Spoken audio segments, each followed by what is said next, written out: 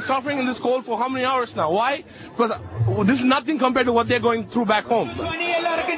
They weathered the cold for 6 hours. Canadian Tamils calling on Ottawa to intervene in Sri Lanka, where a bloody civil war is now threatening 250,000 civilians, trapped in the crossfire between government soldiers and Tamil rebels. Too many Tamils are dying, and this is not just a Tamil issue. This is a Canadian issue because Canada has the values of democracy and human rights. If protesters are trying to get attention, they certainly got it, blocking traffic in front of Union Station during the rush hour as people were trying to get home and others trying to come downtown for a Raptors game.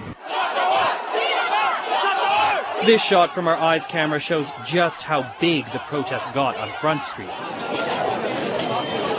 Even the TTC was overwhelmed as thousands of protesters made their presence known on street after street in the downtown core, stretching from Front to College and University to Young. The Sri Lankan government is preventing journalists from entering the war zone, but the UN reports hundreds have been killed. Street after street, block after block. Sri Lankan Canadians stood together protesting the ongoing conflict back home. Today we're out here to tell the Canadian community that this kind of genocide is happening in Sri Lanka right now and we need to put an end to it.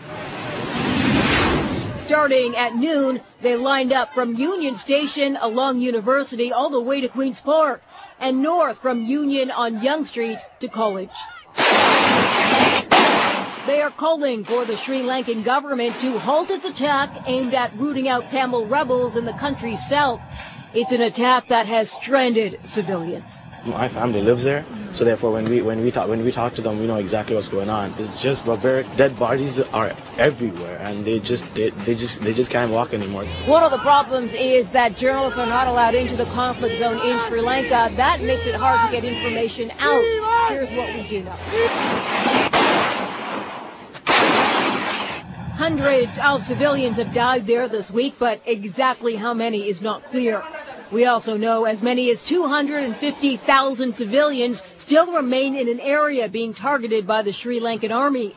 That is where Tamil Tigers have been fighting for a homeland for the last 20 years. It's sick and sticking in my stomach that international community or any other government is not doing anything about it.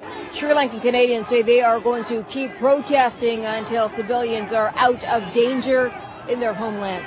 On Yonge Street, Morella Fernandez.